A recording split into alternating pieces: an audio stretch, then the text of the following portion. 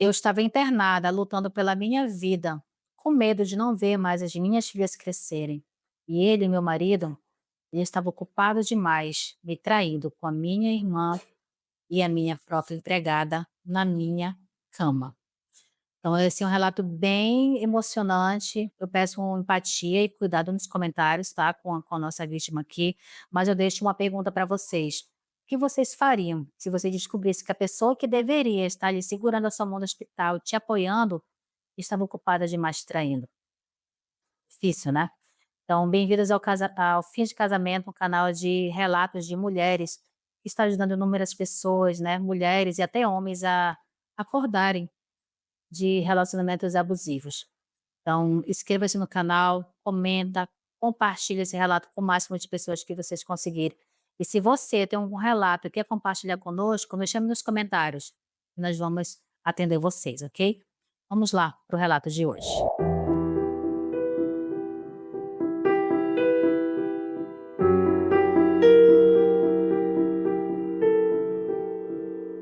Eu me chamo Carolina, eu tenho 42 anos e fui uma mulher ativa, cheia de fé e dedicada à minha família. O meu esposo, Ricardo, era aos olhos de todos um marido exemplar. Nós estávamos juntos há 18 anos e criamos 2 filhos lindos. Eles eram o centro de todo o universo para mim. Eu nunca imaginei que no momento que eu mais precisaria de apoio, o chão fosse se abrir sobre os meus pés. Tudo começou com um simples cansaço constante. Achei que fosse estresse do trabalho ou da casa, mas quando os exames vieram, a palavra câncer me fez tremer. Era agressivo e exigiria internações, quimioterapia e repouso. Eu fiquei em choque, mas ele, Ricardo, me abraçou e naquele dia ele jurou: eu vou estar com você até o fim. E eu acreditei. Durante o tratamento, meus dias eram de dores físicas e emocionais. O meu corpo enfraquecia, o meu cabelo caía, mas meu coração se mantinha firme porque eu acreditava que o amor que tínhamos era o suficiente para suportar tudo aquilo. A presença constante da minha irmã Paula também era algo que me fortalecia muito. Ela estava sempre ali, se oferecendo para cuidar da casa, dos meus filhos, ajudando até demais. Eu contratei uma empregada, a Márcia, para auxiliar nos afazeres diários. Ela era simpática, atenciosa e muito dedicada. Com o tempo, passou a morar conosco para ajudar com a demanda da casa, já que eu precisava ficar internada com muita frequência. Eu confiava muito nela, na verdade, eu confiava em todos. Mas a rotina começou a mudar. Ricardo passou a me visitar com menos frequência no hospital, sempre dizia que estava sobrecarregado, cuidando da casa, das crianças, do trabalho. Paula também já não aparecia tanto. Achei que era exaustão de todos os lados, né? Nunca pensei que tivesse um motivo que não fosse, no caso, a minha doença. Os primeiros sinais vieram com pequenos comentários de uma vizinha. Ela disse ter visto algo estranho entre Ricardo e Paula. Eu fiquei confusa. Não quis acreditar muito. A dor do tratamento já era tão grande que duvidar de quem mais amava era algo que a minha mente recusava. Mas a semente da dúvida foi plantada. A pulguinha atrás da orelha, né? Eu comecei a prestar mais atenção nas mensagens, nas ligações perdidas. Um dia, ao pegar o celular de Ricardo, quando ele me visitou, eu vi uma notificação estranha. Era uma conversa com a minha irmã. Corações, palavras carinhosas, e meus dedos tremiam. Meu coração começou a acelerar, mas foi o suficiente para que eu entendesse. Algo muito errado estava acontecendo. Eu precisava descobrir o quanto antes o que era verdade e o que era mentira. Depois daquele dia no hospital, com o celular dele nas minhas mãos e a notificação da minha irmã ali exposta como uma punhalada, algo em mim mudou. Eu não havia mais como ignorar aquilo. As dores do tratamento eram terríveis, mas a dor da dúvida e da traição era ainda mais cruel. Eu comecei a observar em silêncio, porque naquele momento eu ainda não tinha forças para confrontá-lo. No hospital, fui até a assistente social e pedi ajuda para acessar o meu celular pessoal que estava com meu filho mais velho. Pedi a ele que me entregasse de forma discreta. Com o celular em mãos, eu comecei a buscar pistas, mensagens, fotos, horários. Eu encontrei rastros. Muitas ligações entre ele e minha irmã, principalmente em horários em que eu supostamente estava dormindo sob os efeitos da quimioterapia. Era como se eles se aproveitassem da minha ausência para viver outra vida. Em casa, a Márcia também começou a agir de maneira diferente. Sempre prestativa, agora evitava me encarar, desviava o olhar, inventava desculpas para sair, ou não estar presente quando eu ligava. Comecei a lembrar das situações que pareciam inocentes, mas que ganhavam um novo sentido. Olhares cruzados, sorrisos contidos entre ela e Ricardo, toques rápidos, conversas que paravam quando eu chegava.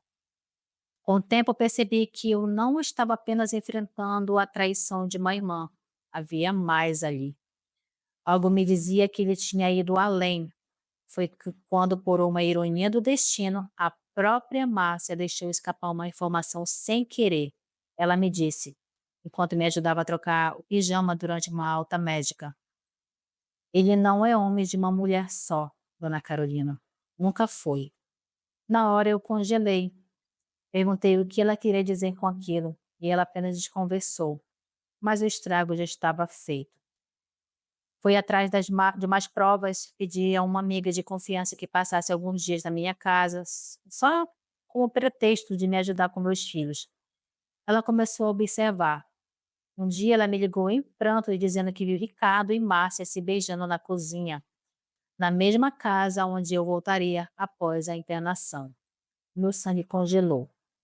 A minha irmã e agora também a minha empregada era uma dupla traição.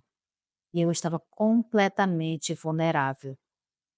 Quando finalmente eu voltei para casa, fingi que estava tudo normal. Ricardo me recebeu com um sorriso no rosto, tentou me agradar, fingiu ser um marido carinhoso e preocupado. Paula apareceu mais tarde com flores, como se nada tivesse acontecido. Eu me sentia uma estranha dentro da minha própria casa. Eu estava cercada por mentiras, sorrindo para as pessoas que me apunhalavam pelas costas. Imagina a dor dessa mulher, né? Passando por um câncer agressivo, onde ela precisava mais de apoio, né, dos familiares ali, todo mundo, né, que pudesse ajudá-la psicologicamente, já que não poderiam ajudar de outra forma. Agem da pior maneira, né, atraindo a irmã e a própria empregada, apunhalando ela pelas costas e principalmente o marido, que era quem deveria estar ali ao lado dela, sofrendo junto com ela, sentindo todas as dores junto com ela, né. Muito dilacerante isso aqui, receber isso aqui. Naquela noite, sozinha no quarto, eu chorei como nunca. A dor do câncer era física, mas aquela dor que eu estava sentindo era muito além, era na minha alma. Eles estavam me matando aos poucos e eu precisava decidir se enfrentava ou fugia. E pela primeira vez eu percebi que a doença era apenas uma parte do que eu estava enfrentando. O maior veneno estava dentro da minha própria casa. E foi naquele instante, em meio ao choro silencioso, que prometi a mim mesma: eu vou sair dessa casa. Não por eles, mas por mim. E quando eu sair, todos vão saber quem eles realmente são.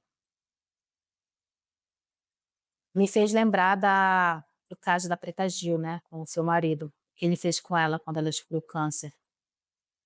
Da mesma forma aqui que está passando esse relato, ele traiu ela com design, né, não lembro ao certo da história, mas foi nesse contexto, né, ela com câncer, ele a traiu e eles tinham uma história bem longa, né, juntos. Ela ajudou ele de inúmeras formas e no momento que ela mais precisava dele, ela descobriu a traição.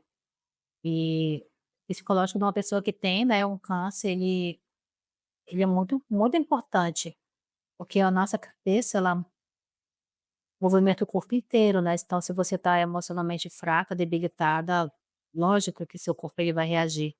Se você passa por uma doença dessa, vamos dizer 10 vezes pior, muito complicado.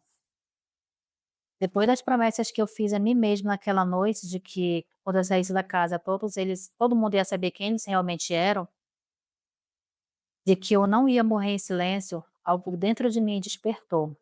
Eu sabia que ainda não tinha forças físicas para enfrentar aquela tempestade, mas a minha mente já estava de volta à batalha. Cada passo que eu dava, mesmo fraco, era como um único objetivo: recuperar a minha dignidade. Se eu ia vencer aquela doença, eu também venceria aquela traição tripla. Na manhã seguinte, enquanto todos estavam na cozinha, eu decidi testar os limites do cinismo deles. Eu sentei à mesa com os olhos fixos em Ricardo e Paula, e eu falei: eu sonhei com uma mulher me dizendo que vocês estavam juntos, que ela tinha me substituído na minha própria casa. A minha irmã travou. Ricardo se engasgou até com café. Márcia fingiu que nem ouviu. O silêncio foi a confissão mais alta que eu já ouvi na minha vida. Eles não negaram, não reagiram, apenas desviaram o olhar como quem sabe que já tinham sido pegos.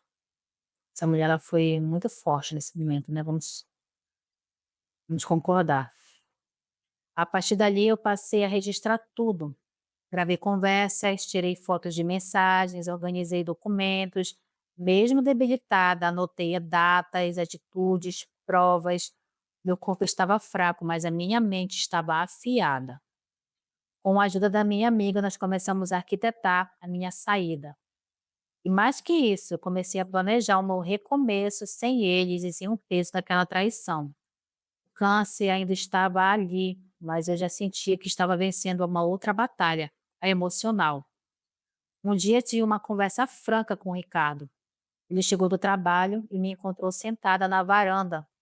Eu o chamei com calma e disse: eu sei de tudo, de Paula, da Márcia, do que você fez enquanto eu lutava pela minha vida.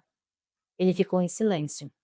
A expressão dele era de quem não sentia culpa, mas um incômodo. E ele disse: o que você vai fazer? Você não tem forças nem para sair da cama. Naquele instante eu entendi com quem eu estava casada. Ele não era só uma pessoa que me traía. Ele era alguém frio, manipulador, que se alimentava da minha fragilidade. No dia seguinte, eu fui ao médico e perguntei diretamente: se eu me separar agora, isso pode afetar meu tratamento, doutor? Ele olhou nos meus olhos e respondeu: o que mais atrasa a cura é o sofrimento emocional. Se você puder, se livre de tudo que te adoece, inclusive quem te adoece. Saí dali com a decisão feita e eu ia embora. E antes de sair, eu ia deixar todos eles diante da própria vergonha. Voltei para casa e chamei todos para uma conversa. Ricardo, Paula e Márcia. Em cima da mesa eu coloquei todas as provas e eles ficaram em silêncio, sem argumentos e sem nenhum pedido de desculpas. E Carlos apenas levantou, foi até o quarto e se trancou. Paula chorou, mas sem arrependimento. Márcia saiu de casa e nunca mais voltou. Naquele momento eu entendi. A culpa nunca foi minha. A culpa nunca é da vítima. Nós temos que tirar isso da nossa cabeça. Será que eu realmente fiz algo para que eles fizessem isso? Não, ninguém merece ser traída, principalmente dessa forma, né? A culpa nunca é da vítima, nunca é. E isso aqui não tem nem justificativa, tudo isso que aconteceu. Ela estava precisando de apoio, de acolhimento, e ela recebeu traição e apunhalada, e principal, palavras frias, de que ele não estava suportando com o sofrimento dela, principalmente o marido, principalmente ele, quando ele falou, né? Você não consegue nem se levantar da cama, o que que você vai fazer? Né? Então aqui, esperar fundo, né, gente, porque tem histórias aqui que não tem como não a gente não absorver, quem a gente que recebe, tá. Então com a ajuda jurídica, eu organizei a minha separação. Meu irmão me acolheu na casa dele, eu comecei um novo tratamento, longe de toda aquela situação que era motivo das minhas mágoas. E aos poucos a minha saúde começou a melhorar, mas o meu coração ainda estava em pedaços. A mudança para a casa do meu irmão foi silenciosa, como tudo o que carrega dor demais. Era Ele apenas me olhou com os olhos e disse: "Mana, aqui você está segura". Eu não precisava de mais nada naquele momento. Segurança era tudo o que eu tinha perdido e tudo que eu mais precisava recuperar. A casa do meu irmão era simples, mas ela tinha uma coisa, ela tinha paz, algo que eu não sentia há algum tempo. Os dias ali começaram difíceis. Eu ainda fazia quimioterapia, meu corpo doía, meu cabelo caía, mas não era nada comparado às feridas invisíveis que eu carregava. Todas as manhãs eu acordava com um nó na minha garganta. Eu tentava entender como alguém que eu amei tanto foi capaz de tanta crueldade comigo no momento que eu mais precisava. Como a minha irmã, a minha própria irmã, foi capaz de dividir cama com o homem que me prometeu fidelidade na saúde e na doença. O meu irmão cuidava de mim com paciência que só os bons carregam. Ele sempre me dizia: "Você não tem obrigação de ser forte todos os dias. Tem dia que a gente só precisa sobreviver". E nesses dias, ele fazia chá para mim, ele segurava minha mão, ele sempre ia comigo ao médico. Ele cuidou de mim, enquanto o mundo lá fora seguia. E no mundo, ele estava ali parado em uma sala de espera entre exames, sessões de quimioterapia e lágrimas escondidas. Um dia, no meio da madrugada, eu acordei ofegante. Eu tinha sonhado com ele, meu ex. E no sono, ele estava na minha sala, na sala antiga da minha antiga casa, apontando o dedo para mim e dizendo: "Você não é nada sem mim". Eu acordei suando frio, mas ali no escuro, eu percebi, ele estava errado. Eu já era muito antes dele chegar. Eu era mulher, eu era forte, capaz, generosa, eu era mãe, eu era filha. E ainda que tudo tivesse sido arrancado de mim, ainda restava algo, a minha verdade. Para mim aquilo ali bastava. Eu comecei, fora o tratamento da quimioterapia, eu comecei a fazer terapia, eu precisava. E pela primeira vez, foi eu quem procurou ajuda. A terapeuta era calma, ela era firme, me ouvia como quem sabe da dor que não tem pressa. Me ajudou a entender o ciclo da manipulação, o vício emocional, a dependência disfarçada de amor. Ela disse algo que nunca mais esqueci. Quando o abuso emocional é constante, ele vai apagando a sua identidade aos poucos, mas você ainda está aí. Nós vamos encontrá-la juntas. E foi nesse processo de resgate que eu encontrei forças para algo impensável, até pouco tempo atrás, que é o que? Sorrir.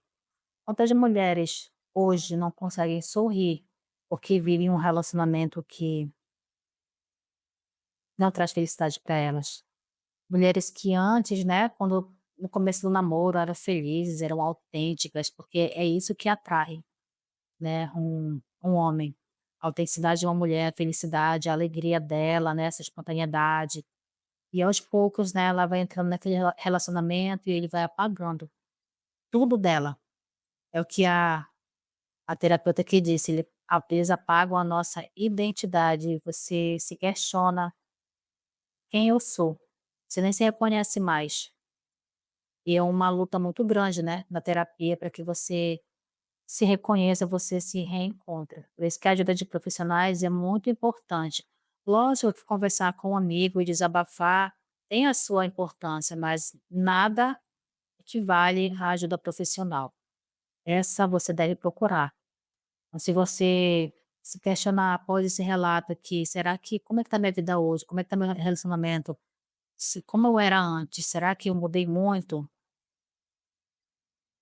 Como, como é meu sorriso? né.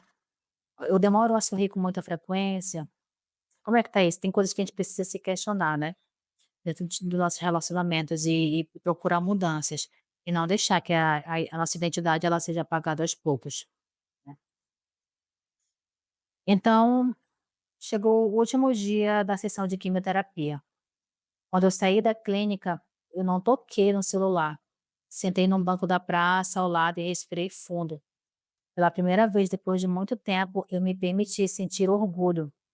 Eu havia sobrevivido. Não só ao câncer, mas à traição. Eu sobrevivi ao abandono, à humilhação, à dor de ver minha família desfeita por mãos desconhecidas, no caso, né. Eu estava viva. Eu era a prova de que não importa quão fundo a gente tenha caído, é sempre possível voltar. Não igual, mas mais forte. A última etapa do meu tratamento coincidiu com o período em que minha irmã resolveu voltar à cidade. Quando ela descobriu a traição, a irmã sumiu, sumiu. E ela voltou quando ela havia terminado esse tratamento dela, né. E ela e ele já não estavam mais juntos, ao menos era o que eles diziam. A traição entre eles parecia ter virado ruína, mas para mim o estrago já tinha sido feito. O que me surpreendia era a tentativa dela de retomar o contato como se nada tivesse acontecido. Um dia, tocou o interfone da casa do meu irmão, e era ela. Eu só quero conversar. E eu senti que ela estava chorando, a voz muito trêmula. O meu irmão não quis se envolver, mas ele me olhou e disse: a decisão é sua. E foi aí que eu percebi. Eu tinha o poder de escolha. Eu decidi não abrir a porta. Não por rancor, mas por respeito a mim mesma. Eu não devia nada àquele passado que só me fez sangrar. O silêncio passou a ser minha cura. Silenciei as lembranças, as mágoas, os questionamentos que nunca teriam respostas. Silenciei tudo que eu que já não merecia espaço dentro de mim, mas não silenciei a minha história. Ao contrário, eu comecei a falar. Para todas as pessoas que perguntavam o que tinha acontecido, eu falava. E não era por vingança, era porque aquela verdade, ela já não me feria mais, ela me trazia liberdade. Eu não era culpada de tudo que tinha acontecido comigo. Eu não era culpada do que eles fizeram comigo. Eu era a vítima. O nome dele começou a não ter mais importância para mim. Às vezes eu ouvia algo sobre ele, mas não me afetava mais. Diziam que ele estava sozinho, que havia perdido muito, mas eu já não me prendia ao destino dele. Aprendi que vingança nenhuma é mais poderosa do que a nossa paz. E a minha paz era não desejar mais nada, nem castigo, nem reconciliação. Eu só queria distância. Um dia, a minha filha mais velha me perguntou: Mãe, como você conseguiu perdoar tudo que o papai fez? E eu respondi, com meu coração limpo: eu não perdoei por ele, perdoei por mim, porque guardar raiva só me adoecia mais. E porque você e sua irmã merecem mais que uma mãe inteira, não uma mulher quebrada pelo passado. Eu comecei a reconstruir a minha vida de forma lenta, mas consistente. Voltei a trabalhar, comecei a fazer cursos, aprendi a fazer coisas novas, pequenas coisas, como plantar até uma horta na varanda. Cada folha verde que crescia ali era uma prova viva que a vida, ela se renova, mesmo quando a gente acha que ela não tem raiz. Recebi uma proposta para escrever um artigo contando a minha experiência com o câncer e a superação pessoal. E lógico que eu aceitei. Eu escrevi com lágrimas nos olhos, mas com alívio no coração. Foi publicado e lido ali, compartilhado ali aqueles jornais, né, que tem no Hospital do Câncer ali para que as histórias motivem outras mulheres a serem fortes, né. Foi assim que ela compartilhou essa história com eles. Algumas mulheres ali, pacientes, me procuraram, dizendo que eu tinha sido muito forte e que o sofrimento que eu passei não tinha sido em vão. No fim de tudo, eu percebi que aquela história que parecia o fim do mundo era, na verdade, o começo da mulher que eu havia me tornado. Uma mulher que já não abaixa mais os olhos, que não teme o espelho, que não se envergonha do passado, porque só quem passou por tudo que passei e ainda assim escolheu amar a vida merece ser chamada de sobrevivente. E eu sou sobrevivente com todas as letras. Não existe dor maior do que ser traída no momento em que você mais precisa de amor e acolhimento. Mas existe algo ainda mais poderoso, o renascimento. Quando você se recusa a ser destruída pelo que viveu e escolhe construir uma nova história com dignidade, com fé, com amor próprio, se você está passando por algo parecido, saiba, no meu fim, é o começo de uma mulher muito mais forte do que jamais imaginaram. Eu desejo uma ótima recuperação aqui para a nossa depoente, né, que ela tenha a remissão total dessa doença, que ela seja muito feliz, né, Carolina, que você encontre um amor verdadeiro, né, porque você ainda é jovem, tenho certeza que você é uma mulher muito bonita e tem uma história muito forte, que vai fazer diferença na vida de muitas mulheres que passam pelos mesmos tipos de situações. Porque, infelizmente, essas situações elas só se repetem na vida de outras pessoas, né? Infelizmente. E é isso, minha gente, que vocês tenham gostado do relato de hoje, que ele sirva como combustível para você que está passando por alguma dificuldade no relacionamento, quer sair, mas não sabe como. Ouça os relatos e encontre nele combustível para que você encontre a sua verdadeira felicidade, porque você se merece e muito ser feliz. Até o próximo relato.